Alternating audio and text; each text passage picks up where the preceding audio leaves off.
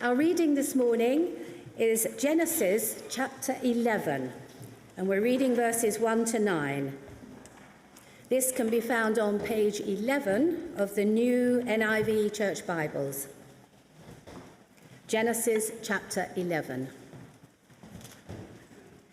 Now the whole world had one language and a common speech. As people moved eastward, they found a plain in Shinar and settled there. They said to each other, "Come, let's make bricks and bake them thoroughly." They used brick instead of stone and bitumen for mortar. Then they said, "Come, let us build ourselves a city with a tower that reaches to the heavens, so that we may make a name for ourselves. Otherwise, we will be scattered over the face of the whole earth." But the Lord came down to see the city and the tower the people were building. The Lord said, "If as one people speaking the same language they have begun to do this, then nothing they plan to do will be impossible for them. Come, let us go down and confuse their language, so they will not understand each other." So the Lord scattered them from there over all the earth, and they stopped building the city. That is why it was called Babel, because there the Lord confused the language of the whole world. From there the Lord scattered them over the face of the whole earth. This is the word of the Lord. Thanks be to God.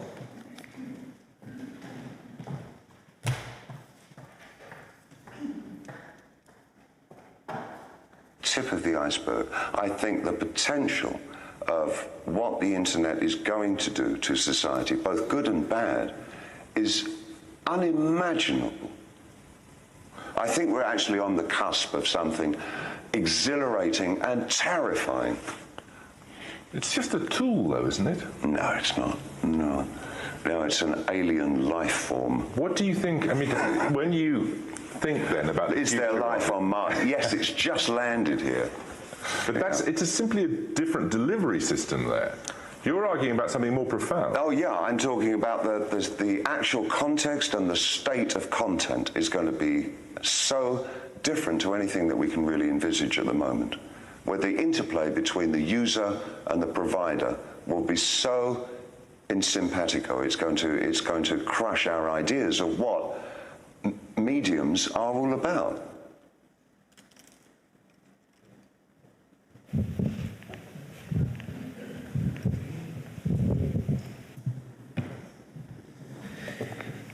Well, there you go. That was David Bowie. What is that? Bowie?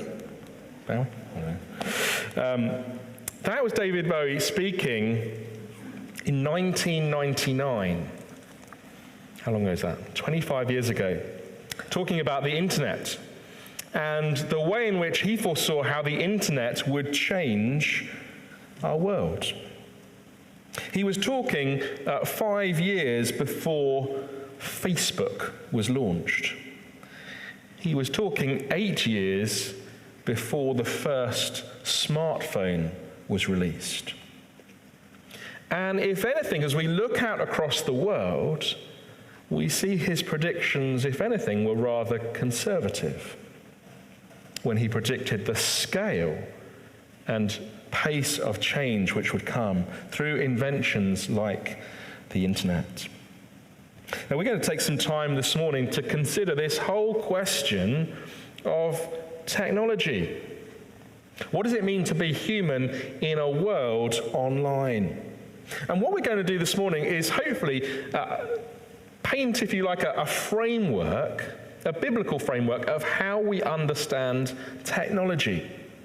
We'll look at some specific examples of how they are changing us and changing our world.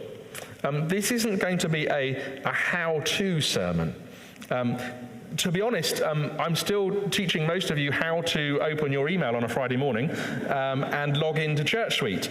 So first things first. But what I want to do is give a framework so that actually as we see our world changing and evolving and new technologies emerging, that we understand what's going on. And we understand what God has been doing and is doing in our world. You see, as we read, thank you, Jenny, from Genesis chapter 11, Facebook was not the first social networking project.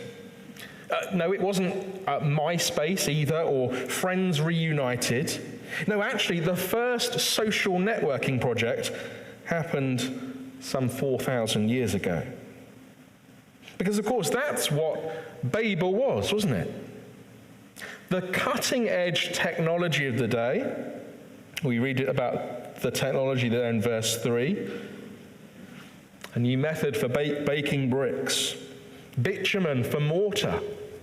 These new technologies put to use to bring people together. What do they say? Verse 4. Come, let's build ourselves a city. Let's make a tower that reaches up to the heavens. Let's make a name for ourselves so that we won't be scattered across the world. It sounds at first glance like a noble aim, doesn't it? Build a city, make a culture. But as we read in the first chapters of Genesis, we see it was an act of defiance against God. It was God alone who reached to the heavens, not a tower.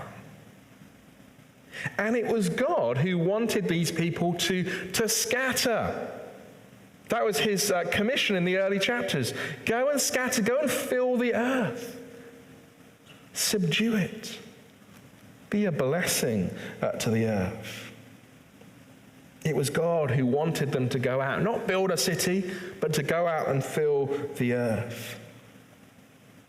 And it's striking, isn't it, when we read in Genesis, the first city built, the first time we hear about a city being built comes in Genesis chapter 4. Do you know who the first city builder was? Cain. Cain, the one who murdered his brother Abel. We're told he was exiled to the east, and there he builds a city. This is humanity's response to God's curse, leaving the garden behind and going to build a city, to create something, to invent something, to make a name. That's so often humanity's response. Build something, fix the problem. I'll save myself. We can build a tower to reach back to the heavens. You see, there's a sense in which from the very beginning, technology has been used in rebellion against God. And yet, even in these early chapters of Genesis, we see glimpses of God using the same technology in redemption, in saving his people. It's an interesting detail, isn't it, in verse 3? What was the building material? What was it that allowed them to do this? It was bitumen, it was tar. They used it for mortar. They glued the bricks together so they could build a tower. So it's striking, isn't it, that in those early chapters, that same technology, that same bitumen is used to save. Genesis chapter 6. Noah builds the ark. How's it going to float? How's it going to keep the water out? And they coated it with bitumen. Or Moses in the basket. How was he kept safe? The basket was covered in bitumen. This material, this technology that the people used to build a tower for themselves, God uses to save, God uses to rescue. You see, that's why as Christians, when we think about technology, we don't want to fall into two simple responses. On the one hand, the response of many in the world just to embrace it unthinkingly. Technology, great, progress, let's have it. because we know that so often technology is used as a tool for rebellion. But neither can we just reject it. Neither can we say technology is all bad,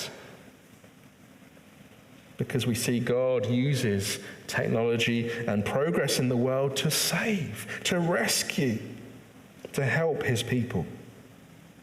Now, for the next few minutes, what I'd love to do is just lift the lid on 3 areas of technology that we see in our world, to understand them a little bit more and to see how they are changing the world and shaping us for good and for ill.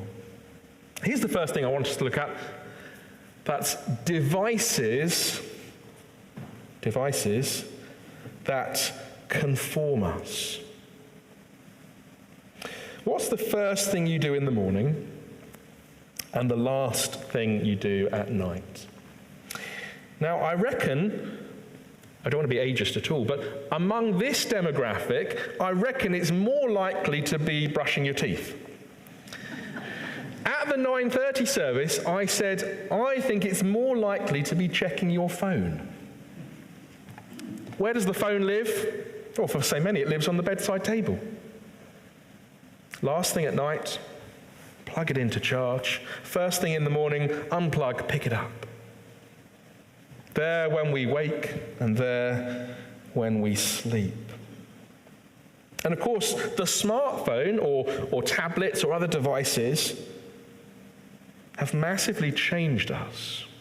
They've shaped us, conformed us. They changed the way that we read, the way we write, and the way we talk. They affect how we communicate and interact. They change how we travel, how we make plans. They affect how we sleep and eat. And there's all sorts of scientific studies showing how they change the very workings of our brain. They deliver dopamine hits when we get a notification. When the phone pings, our brain wakes up. Our brain has been rewired. The way we process information is different. There's even a feeling that you get sometimes. If you're someone who keeps your phone in your pocket and you have it on vibrate, you can get hallucinations where your phone's not actually vibrating, but your leg thinks it is, because your leg is so used to that feeling of your phone vibrating that it just does it every so often. Your body hallucinates because it's so used to that feeling of your phone buzzing in your pocket. Our brains rewired. One author who's written about this, called Nicholas Carr, he describes this change like this. He says, once I was a scuba diver in a sea of words. Now I zip along the surface like a guy on a jet ski. He says our brains have been so wired to sound bites, quick information, that we've lost the art of being patient, of reading in depth, like a guy on a jet ski. These devices have changed and shaped us. Now, in Isaiah chapter 44, there's writing about a craftsman who shapes an idol. He's pictured there with a block of wood, and there he is chiseling out to create an idol from the block of wood. He is shaping this block of wood. But as you read on in that passage, what we're told is that the block of wood shaped into an idol starts to shape the craftsman. Or for a start, he starts to worship it. His life now revolves around this idol. And it changes him. He can no longer distinguish what's real or fake, what's right or wrong. David Bowie is right when he points out that this internet is not just a tool. If anything, it's shaping us, it's changing us, it's conforming us. And I wonder if part of the problem is we don't always understand what this technology is or what it's doing. Like that craftsman in Isaiah 44, we no longer see what's real and what's fake. The lines, the boundaries between real world and online world are blurred. That's one of the theories behind Jonathan Haidt's new book called An Anxious Generation. He says this, he says, "My central claim in this book is that there are two trends. Overprotection in the real world and underprotection in the virtual world." He's particularly there talking about parents parenting children. And how actually in the real world, the danger is we smother our children. And in the online world, we just say, oh, go for it. Doesn't matter. These devices have blurred the way we think between what's real and what's fake. We have devices which conform us, shape us. Second thing we see as technology emerges and changes is fears that control us. Did you know that birds aren't real? Do you know that? Birds aren't real. At least that's what we're told by a conspiracy theory that was launched in 2017. Its creator, Peter McIndoe, does know that birds are real. And he doesn't really believe that birds are, in fact, government-operated drones. He doesn't really believe that. But he thought, why not put it out there and see what response he got? I should say he's from America. That might change how you expect people to react to this. But he did this, and loads of people started following him. Loads of people generally started to think, what if birds aren't real? What if? What if they are drones controlled by the government? Now, of course, he did that as a joke. He did it as a kind of piece of satire. But then people started believing him and started following him. And it raises all sorts of questions, doesn't it? In a world online, how do we ever really know what's fact and what's opinion, what's real and what's fake? You know, for a long time, we've lived in a world which has sometimes been called surveillance capitalism. That means every purchase you make, every click you click, is logged.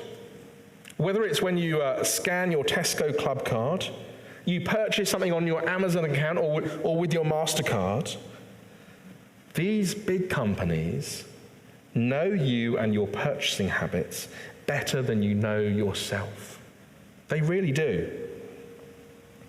They know you better than you know yourself. And even they listen in on your conversations through your devices so that they might serve you up the product as an advert that you want next, that thing that you've been talking about. Here's the thing. You know that when the service you're getting is free, so whether you're getting a free email account, a free social media account, or you're getting rewards as you buy things, when the thing that you get is free, you know that you're the product. You're the one being bought and sold. Because big data is big money. And it's not just products we're sold. It's ideas and beliefs too. Social media, indeed all online media, and to be honest, a lot of print media, works on the premise of monopolizing your attention, hooking you in and keeping you clicking and scrolling. And in order to do that, it's in their interest to serve you up content that you get excited about, the stuff that you enjoy. But it's also in their interest to serve you up content that drives your fears. And you'll see this most clearly in the realm of politics. The most extreme views from either end of the political spectrum are the ones that are amplified the most. Why? Because they want to get you excited or angry or scared. Whatever, they want to hook in your emotions so that you keep reading, keep clicking, keep scrolling. Now, sometimes the content does that just because it's interesting and provocative, and that's okay. But other times it's because there are bad actors and foreign regimes in the world who want to deliberately sow seeds of discontent and division. What are sometimes called Russian bot farms are real. They exist, which means that not everything you read online is real. And not only sometimes is it fake, but it's deliberately designed to provoke, to get you angry, to get you riled up. Of course, the solution to this is actually to live more in the real world, isn't it? To come offline, to talk face to face, to engage as humans, not as political views out there, but to talk to one another. So often the tool to manipulate our emotions, to amplify our fears, are these ideas presented online. There are fears that control us. Thirdly, there are hopes that captivate. So much of the tech world at the moment, indeed all sorts of industries, are captivated by hope. And the hope is this: artificial general intelligence. That point, that hope where one day in the future, machines will be not only as smart as us, but smarter. The day will come when one day the machine can do anything we want it to do, or it can do anything that it wants to do. There's all sorts of exciting possibilities, all sorts of problems that artificial intelligence could transform. The way we work, healthcare, all sorts of industries. It will solve problems. It will make life in some areas much easier. But it doesn't come without risk. It doesn't come without fears. And that's the people who are building these things that say that. For some, this will be utopia. This will be our reaching to the heavens. But for some futurists, those excited about the future possibilities, they become so enthralled with technology and the potential for progress that they've lost sight of humanity. For some, robot consciousness on Mars is more exciting than human flourishing on Earth. And that's a problem. You see, technology throughout the centuries has always had that double effect, both to bring drastic improvement to human existence and simultaneously to dehumanize us. Take the Industrial Revolution as an example. Massive advances in technology, the growth in cities, and at the same time, awful conditions, pollution, child labor. And what were the Christians doing at that time? That's a key question, because I think that's going to be instructive for us as we think about our own technological changes and the way our world is changing. What were they doing? They were bringing real hope. Real hope. Elizabeth Fry was reforming prisons. Wilberforce was fighting the slave trade. Muller was building orphanages. Hudson Taylor was taking the hope of the gospel to the ends of the earth. You see, even as technology changes, Christians were there, bringing real and certain and transforming hope. And many believe that actually times of technological change are often times for revival within the church. One American economic historian writes this: religious revival is propelled by the tendency of new technological advances to outpace the human capacity to cope with ethical and practical complexities that those new technologies bring. What's he saying? As the world changes, as technology grows drastically, humans are left behind thinking, what is this? What does this mean for me? How is the world changing? Is this good? Is this bad? What does this mean for my children? And as we start to ask those kind of existential questions, questions of deep hope and deep fear, we begin to wonder, where's God in this? What is the future? Is there a higher purpose or a higher meaning behind any of this?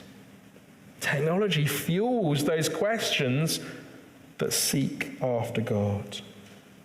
Now, we're standing today on the cusp of a new industrial revolution, one which will be powered largely by artificial intelligence.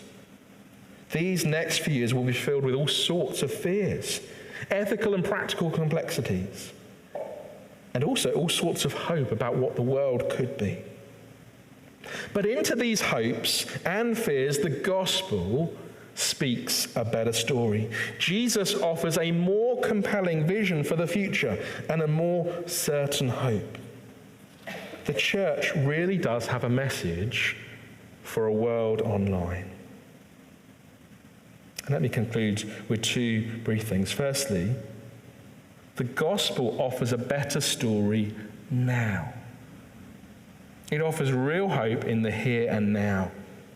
You see, in a world where I feel conformed, changed by technology, like life is dictated by screens and computers, I read, as we read last week, that actually God is at work doing a different kind of conforming.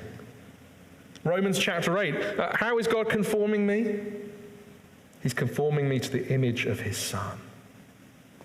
God's at work in the world far more than any technology. What's his hope for you? He wants to conform you, to change you to be like Jesus. That's the work God is doing. And in a world where I feel controlled by events, when I'm filled with fears about ever-confusing new technology, I read about something more powerful that controls me. 2 Corinthians chapter 5, what controls me there? The love of Christ. The love of Christ controls my life. 1 John 4:18, his perfect love casts out all fear. In a world filled with fears and anxieties, the antidote is Christ's love for me. That's a joy. Filled with fears, no, filled with Christ's love. And in a world where I'm told that technological progress is the future and is the hope of humanity, I know that we have a better hope, a deeper hope, a stronger hope, a hope for an eternal future with Christ. As Paul says in Romans chapter 5, this hope does not disappoint. This hope does not let us down. This hope does not put us to shame. We have a more certain hope than anything that the world of technology can offer. You see, the gospel offers a better story now, but the gospel also offers a better story for the future. You see, if the story of technology is one of both rebellion and redemption, as we saw in the early chapters of Genesis, then we need to say, well, how does the story end? Friends, the story doesn't end with rebellion. The story ends with redemption. Because that's what we see God doing at the very end of the Bible. Revelation chapter 21 and 22. What's God doing there? God's making. He's restoring. He's recreating the world. He's making it perfect again. And what does the world of the future look like? It's not a garden. It's not a garden. God's not pining to recreate the garden. What does he create? A city. A city. And it's not a city reaching up to the heavens. It's a city coming down from the heavens, God's gift to his people. But it's not just any city. It's a garden city. Not like Welwyn or Letchworth or anywhere like that. No, not one of those garden cities. The true garden city. Because what we see in Revelation is the garden in the middle of the city. It's Eden restored. It's the curse removed. At the middle of the city, there's a tree of life. There's a river flowing that gives life, built around this great city. And the city's filled with the nations, no longer scattered, but brought together as God's people. Friends, technology isn't the future. God's city's the future. It's not all bad. It's certainly not all good. But as we see these changes in the world and the hopes and fears they bring, we're reminded that God is creating something bigger and better, a more certain hope, redemption, overcoming rebellion, a new city to which we, friends, are all invited. Amen.